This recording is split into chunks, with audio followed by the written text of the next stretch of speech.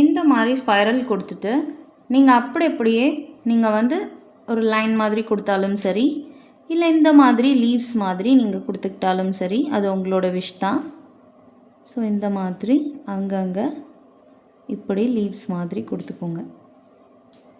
ஓகேவா?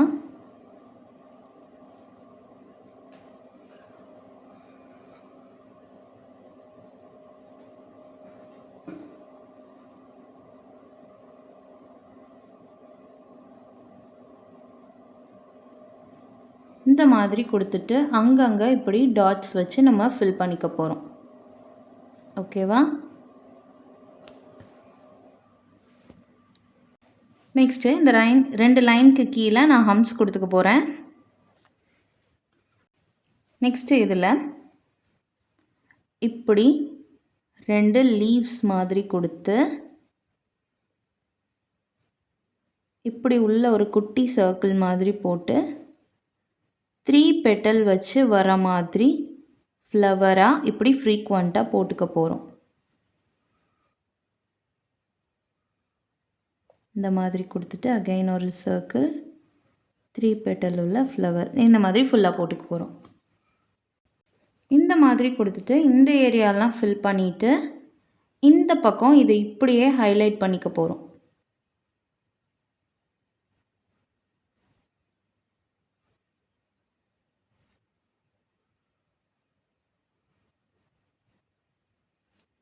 இங்கே ஃபுல்லாக நம்ம ஃபில் பண்ணிக்க போகிறோம். அதுக்கப்புறமா இங்கே ரிஸ்ட் வரைக்கும் கொண்டு வந்து கொஞ்சம் ஸ்பேஸ் விட்டுட்டு 2 லைன் ட்ரா பண்ணிக்க போகிறோம். ஓகேவா? 2 லைன் ட்ரா பண்ணிவிட்டு இங்கே நம்ம ஸ்பைரல் டிசைனாக கொடுக்குறதா இருந்தாலும் கொடுக்கலாம், இல்லை அப்படின்னா சர்க்கிள் கொடுத்துட்டு 2 லைன் ஆஃப் ஹம்ஸ் கொடுக்குற மாதிரி இருந்தாலும் ஓகே தான்.